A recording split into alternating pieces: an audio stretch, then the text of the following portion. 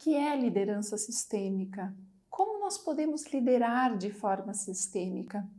É sobre isso que eu quero falar e compartilhar hoje com você o que eu já aprendi, o que já percebi ao longo dos últimos 10 anos, acompanhando pessoas, acompanhando líderes, mentorando donos de negócios, acompanhando os passos, acompanhando aquilo que ajuda e aquilo que tira força.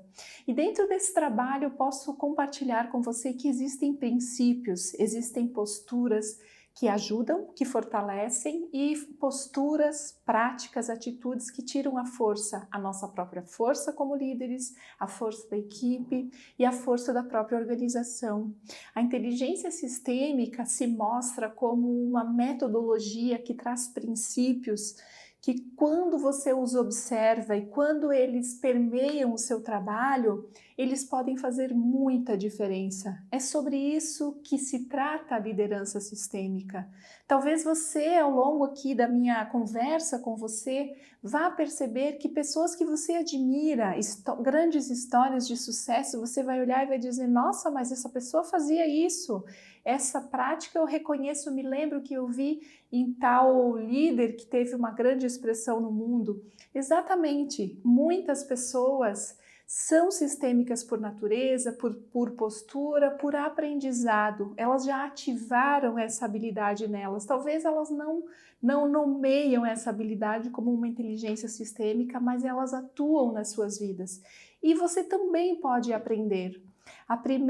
O primeiro princípio, aqui eu elenquei 6 princípios que, se você compreender e aplicar no seu dia a dia, eu tenho certeza que transformarão a sua prática em uma prática mais sistêmica, transformarão a sua forma de ver. E a primeira coisa o primeiro princípio desses 6 que eu trago hoje para compartilhar com você é ser capaz de liderar para o todo. Inicialmente pode parecer um princípio simples, porém o líder que consegue ver o todo, ele tem clareza de qual a distância adequada que ele precisa manter-se de todos os agentes, nem longe demais, de modo que ele perca o vínculo, nem perto demais, de modo que ele se misture naquilo que acontece no dia a dia da organização. Uma distância que lhe permita ver o todo. Eu costumo usar uma expressão que é do Jean-Jacques Stan, um grande pensador sistêmico, que ele diz que as dinâmicas sistêmicas são como ventos que vão passando pelas organizações, muitas vezes trazendo doenças, dificuldades, sintomas até nas pessoas que fazem parte dela e outras vezes trazendo força. Qual é a diferença? A diferença é se a postura é sistêmica ou é contra o sistema. E você vai, conforme você vai compreendendo a inteligência sistêmica, você vai compreendendo o que ele quis dizer com isso.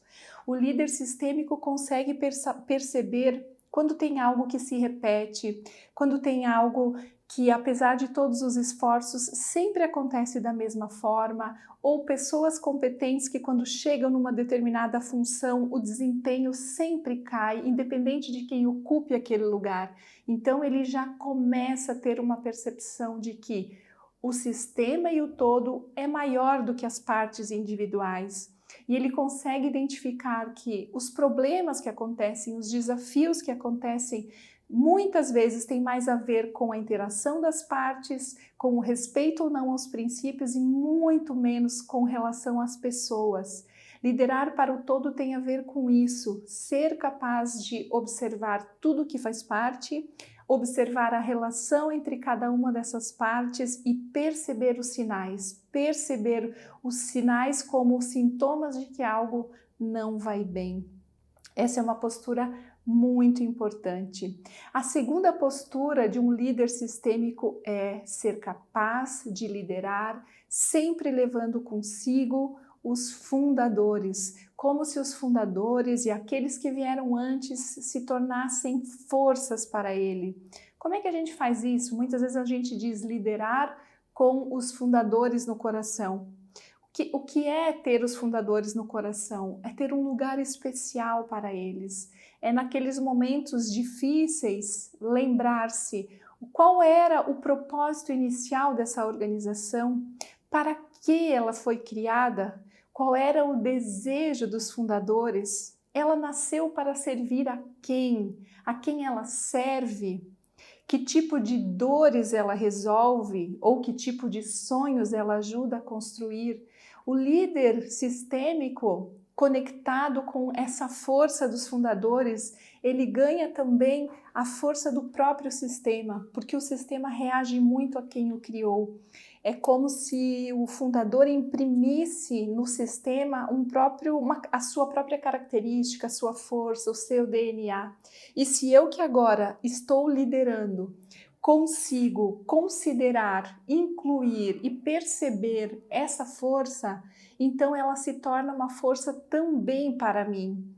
Nós vemos muitas pessoas liderando organizações, às vezes segunda geração, terceira geração, por exemplo, que tem uma postura de invalidar aquilo que os antecessores fizeram, ou de reconhecer pouco, ou criticar aquilo que foi feito antes. E quando ela faz isso, ela não percebe que é uma postura que tira a força do sistema. A memória do sistema se fecha para essa pessoa, porque ela passa uma informação de desrespeito. Se hoje eu sou capaz de desrespeitar o que veio antes, será que eu serei capaz de respeitar aquilo que o sistema precisa? Então, a postura sistêmica é sempre uma postura de inclusão. Inclusão a tudo que foi, como foi, mesmo aquilo que foi difícil. Porque todo aprendizado difícil, todas as experiências difíceis dentro de uma empresa também nos ajudam a fortalecer as pessoas, a fortalecer o aprendizado. Eu me lembro, por exemplo, de um trabalho que nós fizemos numa instituição financeira, onde uma determinada equipe tinha uma fala muito desrespeitosa e excludente, eles tinham raiva mesmo de alguns colaboradores que haviam se envolvido numa quebra do sistema de segurança e tentaram desviar recursos da organização, tentaram fraudar o sistema da organização e em uma parte do processo dele eles foram bem-sucedidos, eles conseguiram. E a postura era uma postura de muito desrespeito. E o trabalho, o que solucionou e trouxe novamente a força e a harmonia para aquele sistema, não foi, ao contrário do que você possa estar pensando, a exclusão dessas pessoas. E sim, elas foram desligadas da organização, porque lembrem sempre, vocês vão encontrar aqui outros vídeos meus falando sobre isso, o vínculo que nós temos com uma empresa, ele não é vitalício, não é como na minha família. Dependendo daquilo que eu faço, eu posso continuar tendo o direito de fazer parte ou eu posso perder o meu direito. Nesse caso, esses colaboradores perderam o direito ao pertencimento àquela organização. Eles foram desligados. Porém, essa prática que eles tiveram com a organização não pode invalidar as contribuições. Eles eram colaboradores antigos que tinham contribuído de forma especial para a organização. E, inclusive, essa falha cometida por eles, essa falha de caráter que acometeu a eles, fez com que a organização pudesse perceber que ali havia um ponto falho no sistema. E o sistema todo foi o sistema de segurança tecnológico mesmo, era um banco, né? Aquela forma de fazer os controles foi aperfeiçoada e fez com que o banco se tornasse ainda mais seguro, que tivesse mais processos de segurança. Então, a postura sempre é a postura de incluir tudo o que acontece, aprender com todos os erros, ao invés da postura de exclusão. Todas as pessoas que são excluídas de um sistema tendem a ser representadas por quem vem depois. Muitas vezes, o que vai ocupar aquela cadeira novamente sente o peso, sente que tem algo que não está completo. Então, esse é um segundo princípio, ser capaz de liderar tendo os fundadores no coração, ser capaz de liderar, incluindo tudo o que aconteceu. O terceiro princípio é ser capaz de garantir o pertencimento de todos os que fazem parte. Para que as pessoas possam entregar o seu melhor, antes de que elas possam entregar o seu melhor, elas precisam sentir-se parte de algo. E eu, como líder, preciso ter dentro da organização práticas, rotinas, funções, modelos de recepcionar essa pessoa que vem fazer parte, ela precisa compreender do que ela vai fazer parte, do que se trata, o que nós fazemos aqui. Então, garantir que todos consigam sentir-se parte e conectar-se com a organização é uma condição fundamental da liderança. Depois que eu chego e me sinto parte, eu preciso ter clareza de qual é o meu lugar e de qual é a minha tarefa. Se isso não fica claro para mim, sabe o que acontece? Eu começo a preocupar-me, a garantir o meu lugar de pertencimento. Talvez eu entre em conflitos com outras pessoas por aparentemente questões banais, mas o que tem no pano de fundo eu não tenho certeza absoluta de qual é o meu lugar, eu não me sinto seguro aqui, então eu começo a atuar contra o outro que talvez represente uma ameaça para mim e para o meu lugar. Então, a falta de clareza sobre lugares e funções dentro da organização é sempre danosa e muitas vezes você pode perder uma pessoa importante, um grande talento, em virtude desses conflitos que aparentemente são superficiais, mas no pano de fundo tem uma disputa por um lugar que eu acredito que está ameaçado. No caso, o colaborador acredita que está sendo ameaçado. Só depois que eu me sinto parte, que eu tenho meu lugar e minha tarefa seguros, então eu posso sim entregar o meu melhor à organização. E é um papel da liderança garantir esse bom ambiente. Um bom líder consegue fazer com que as pessoas se sintam inspiradas a entregar o seu melhor. Então, esse terceiro princípio da liderança. Quarto princípio da liderança, muito simples, ser capaz de colocar as necessidades da organização acima das necessidades individuais de cada um dos membros do sistema. Isso é fundamental. A organização tem precedência, ela vem antes do que as pessoas, independente de quem sejam, mesmo que sejam sócios, acionistas, colaboradores. É isso que faz com que o líder tenha segurança, por exemplo, quando ele necessita desligar alguém do sistema. Quando a sobrevivência da organização está sendo ameaçada, então sim, a postura do líder é: eu preciso desligar essa função, eu preciso fazer algo a respeito para que a organização possa sobreviver. Aquilo que ela necessita tem precedência, vem antes. É muitas vezes aqui um ponto muito duro para a liderança, principalmente se o líder se confunde com a própria organização. O que vai ajudar você num momento assim de dificuldade, de fazer um desligamento de alguém que ocupa uma função? Lembrar-se que você representa a organização, mas não é uma decisão que cabe a você, e sim uma decisão que está sendo tomada para o todo. Isso é muito importante e vai te ajudar a perceber se você está no seu lugar. Quando o líder sofre muito com um desligamento de alguém, por exemplo, ou com uma decisão difícil, ele precisa verificar em que ponto isso tem a ver comigo, com a minha história de vida. Será que eu vivi algo semelhante e parece que revivo a mesma situação e a mesma dor pessoal a partir dessa experiência que eu agora preciso conduzir com outra pessoa? Será que eu também tive as minhas próprias experiências difíceis de desligamentos e por isso tenho dificuldade em desligar-me? Um outro princípio sistêmico muito conectado com esse, que é o quinto princípio sistêmico, tem a ver com eu saber de onde vem a minha força e eu estar conectado com ela. Eu perguntaria agora para você, quando você olha para você, você tem clareza de onde vem a sua força? O que é que nutre você? Onde é que você começou a aprender sobre tomar a força, servir a vida, realizar um bom trabalho, ter coragem para assumir os riscos? Sim, exatamente. É na nossa fonte, na fonte da nossa vida, a nossa família de origem. Se eu, como líder, aprendi a respeitar aqueles que lideraram a minha vida pela primeira vez, os meus pais, do jeito que foi possível, do jeito que chegou para mim, eu tendo a também ser capaz de ter uma boa condução na minha própria liderança. Se eu, por outro lado, fui uma pessoa que quis cuidar dos meus pais ou desrespeitei e julguei os meus pais, quando estou liderando, corro um risco de colocar-me acima da organização ou, por exemplo, no outro extremo, tratar os colaboradores como se eles fossem filhos ou filhas.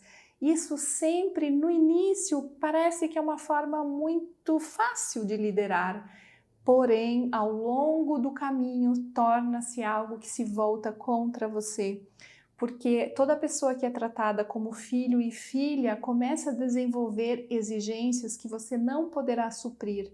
E normalmente leva sempre a um desligamento traumático, difícil. Essas pessoas, esses colaboradores tendem a querer vingar-se, inclusive eles nem compreendem muito bem por que eles entram nesse tipo de dinâmica, chegando muitas vezes em casos mais críticos a ações trabalhistas que, quando você olha, não existe um direito, mas essa pessoa precisa encontrar uma forma de compensar isso que ela recebeu demais ou que ela recebeu fora do lugar. Então é muito importante você, como líder, estar muito conectado com o seu lugar na sua família e compreender que, assim como você tem a sua força, cada pessoa tem a sua própria força. Assim como você tem o seu destino, cada colaborador que está sendo liderado por você tem a sua própria força e o seu próprio destino. Essa compreensão vai liberar você para realmente fazer um bom trabalho, sem carregar com você algo que não é seu, sem carregar pesos que não lhe cabem e que não são referentes a você e a sua história. E para finalizar, o sexto princípio: ser capaz de inspirar as pessoas para, junto com você, olharem para a mesma direção. Toda empresa, toda organização tem uma tarefa, um para quê, um motivo para o qual ela existe. O líder precisa criar um ambiente que faça com que todos sejam capazes de olhar para a mesma direção. Quando a direção não é clara, quando não fica esclarecido para todos para onde nós estamos indo, as pessoas começam a distrair-se e cada um olha numa direção diferente, talvez cada um comece a olhar para os seus próprios interesses individuais e a organização perde força. Estar sempre conectado com esse movimento de fundação da empresa, e por isso que eu falo que um dos princípios é estar conectado com os fundadores e comunicar isso às pessoas faz toda a diferença para uma organização. Muitas empresas têm um para-quê muito profundo, como, por exemplo, poderia citar para vocês, recentemente atendi uma pessoa muito bem-sucedida numa empresa de logística. E a história dessa pessoa foi que o avô era um caminhoneiro, né?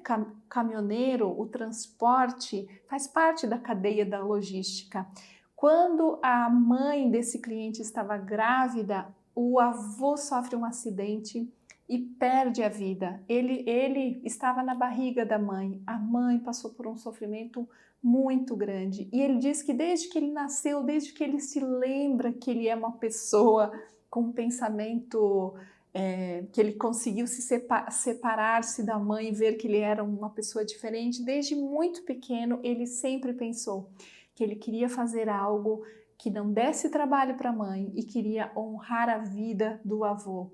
Mas ele ainda não tinha se conectado que aquilo que o atraiu para o trabalho e para criar essa empresa era a logística. Exatamente um segmento daquilo onde o avô dele trabalhava. Então todas essas dinâmicas dos fundadores atuam no negócio e é preciso que a gente, como líder, seja capaz de respeitar, de olhar com reconhecimento, inspirar as pessoas, contar essas histórias para quem faz parte, para os grupos, na comunicação da organização. Isso traz muita força. Eu desejo que você possa praticar esses princípios, levar com você, se for necessário, reveja esse vídeo, faça anotações, verifique onde é o seu ponto fraco, atribua notas de 0 a 5, nesse princípio eu estou bem, nesse eu preciso melhorar, e tenha um plano, estabeleça um prazo para você praticar e perceber os resultados em você, no seu trabalho e também na organização.